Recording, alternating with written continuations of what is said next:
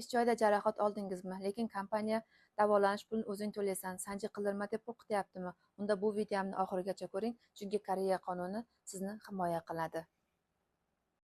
Bu gaplarni bekorga aytmadim. Bularning barchasi Koreya qonuniga asoslangan. Sanoat bahs hodisalari to'g'risidagi qonunning 5-moddasiga ko'ra, ish joyida yoki ishga borish-kelish vaqtida sodir bo'lgan baxtsiz hodisa ham sanji hisoblanadi. 6-moddaga ko'ra, ushbu qonun ishchi yo'llaydigan deyarli barcha korxonalarga tatbiq etiladi. 36 va 40-moddalarga ko'ra, davolanish xarajatlari, ishlay olmaganlik davr uchun nafaqa, nogironlik va boshqa kompensatsiyalar qonun asosida to'lanadi. Bundan tashqari, Koreya Konstitutsiyaviy sudi va Oliy sudi qarorlariga ko'ra, ayrim hollarda hujjatsiz yoki noqonuniy statusdagi ishchilar ham ushbu himoyadan foydalanish mumkinligi tasdiqlangan. Shuning uchun ishda jarohat olgan bo'lsangiz, tushkunlikka tushmang.